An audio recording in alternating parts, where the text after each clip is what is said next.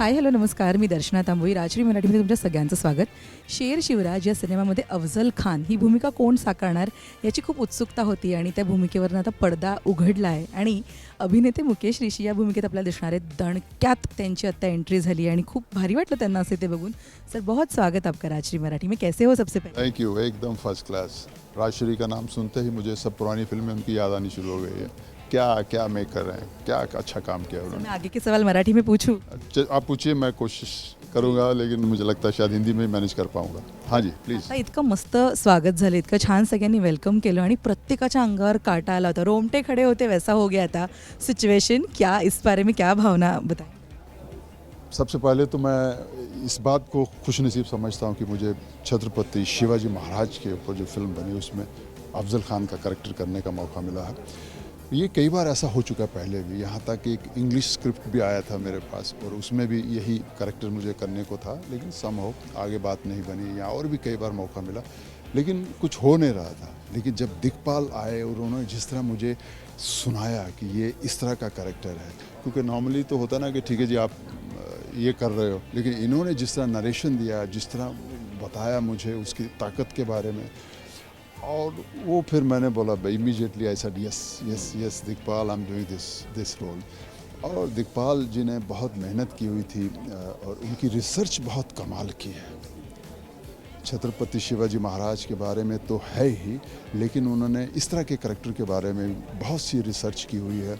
अब उसको प्रेजेंट करना और उसको प्रेजेंट करके इस उम्मीद से प्रेजेंट करना कि ये हर बार, क्योंकि छत्रपति शिवाजी महाराज के सामने जो भी चुनौतियाँ आई हैं वो छोटी नहीं थी और उनको हर बार हर भाग में उससे लार्जर देन लाइफ बना के बताना ताकि उनकी जो पावर है वो जस्टिफाई कर सकी कहानी. तो ये जो तरीका था उनका बताने का वो मुझे बहुत बहुत ही अच्छा लगा और शायद यही वजह है कि I am feeling so proud being part of this film. बहुत बहुत अच्छा लगा. पण सर जेव्हा पूर्ण लुक झाला आणि आज आम्ही बघितलं, एक भयानक लुक आहे म्हणूयात आपण, पण जेव्हा तुमचा लुक झाला, तुम्ही त्या लुकमध्ये येत होतात, थोडंसं प्रेशर था, थोड़ा टेंशन यायचं? कोर्स यस, क्योंकि इससे पहले मैंने अलाउद्दीन खिलजी टीवी के लिए किया था तो उसकी मूछें अलग तरह थी और कुछ किया था तो बहुत नीट एंड बियर्ड होती है. जब ये बियर्ड इन्होंने मुझे दिखाई ना तो मैं पहले सोचने लगा यार बियर्ड, क्योंकि इतने साल हो गए लगाते हुए, लेकिन बियर्ड का एक अपनी तकलीफ़ तो होती है, लेकिन मुझे ये मालूम था कि ये बियर्ड जो है this is actual Afzal Khan का लुक है ये. और जैसे ही वो लगाने के बाद वो सामने आया, वाकई ये लोग बिल्कुल सही थे कि नहीं तो होता है कई बार हम लोग सोचते हैं कि नीट एंड क्लीन होगी, राजा था तो इस तरह की लुक होगी, ऐसा नहीं था. उसमें ये भी रिसर्च थी कि ऐसा ही होगा, हम सोचते हैं ऐसा. तो मुझे लगता है वो बियर्ड जो है उसका बहुत बड़ा रोल है इस करेक्टर को इस तरह दिखने में. आम्ही पाहिले डायलॉग्स प्रत्येकाच्याच अंगावर काटे आणतायत आणि असे खूप डायलॉग्स असतील सिनेमामध्ये. सो त्या डायलॉग डिलीवरी वो लैंग्वेज पकड़ने के लिए या वो बॉडी लैंग्वेज कैच करने के लिए वो आसान था, वो फटाक से मिल गया या उसके लिए भी कुछ एफर्ट्स गए, होमवर्क गए? यस, उसमें सबसे अच्छी बात ये थी कि इन्होंने स्क्रिप्ट मुझे दे दिया था और क्योंकि मुझे काफ़ी एक्सपीरियंस है और उर्दू मैं काफ़ी समझ भी सकता हूँ और थोड़ा सा बोल भी लेता हूँ, क्योंकि मैं नॉर्थ का रहा हूँ तो उर्दू से लगाव भी रहा मेरा. तो वो दोनों चीज़ों ने मुझे इजी कर दिया और सबसे अच्छी बात ये थी कि शायद एक महीना पहले इन्होंने मुझे स्क्रिप्ट दे दिया था. तो स्क्रिप्ट को पढ़ते पढ़ते ही ना कई बार लाइनें जो होती हैं उनको पढ़ने से ही उनकी ताकत महसूस होती है आपको.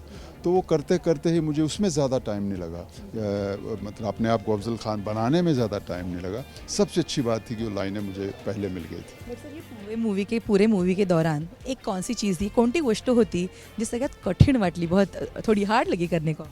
अब हार्ड कुछ नहीं था इसमें, लेकिन यस कुछ ऐसी जगहें हैं. अब क्या है कि मेरा कैरेक्टर ऐसा है, he is a cruel character. मैं इसके साथ कोई सिंपैथी नहीं रख रहा था जब व्हेन आई वाज परफॉर्मिंग, और उसमें कोई भी बात मुझे ऐसा लगता था कि इसकी क्रूअल्टी लिटिल बिगर हो सकती इस तरह करने से, तो मैं दिग्पाल से डिस्कस करता था.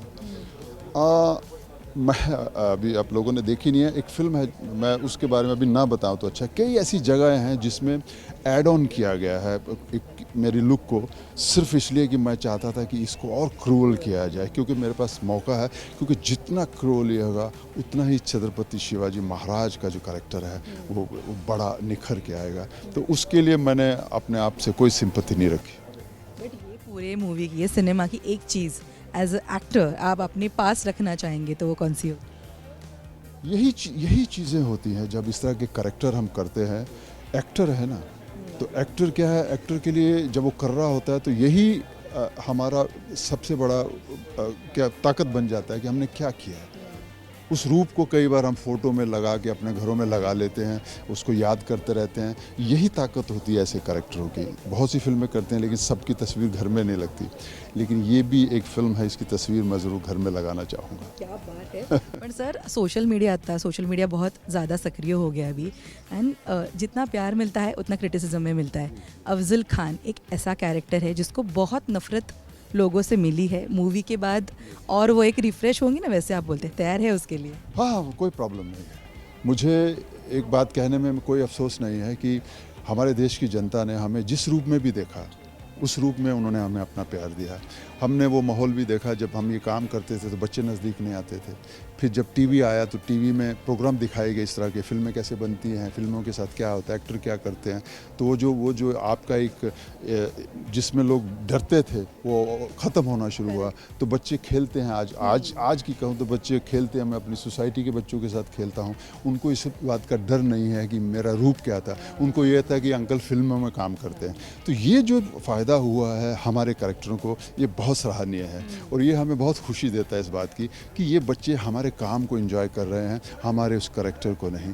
और हमारी यही रहता है कि किस तरह उसकी कोई ऐसी छाप छोड़ जाएं हम लोग, क्योंकि उस वक्त मैं एहसान नहीं कर रहा हूँ, मैं वो कैरेक्टर प्ले कर रहा हूँ जिसको उस तरह लगना है और उसी तरह आपके दिल में चुभना चाहिए।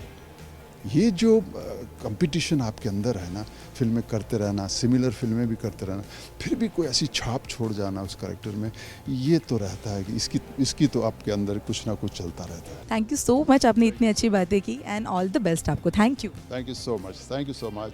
All the best. Chhatrapati Shivaji Maharaj की जय।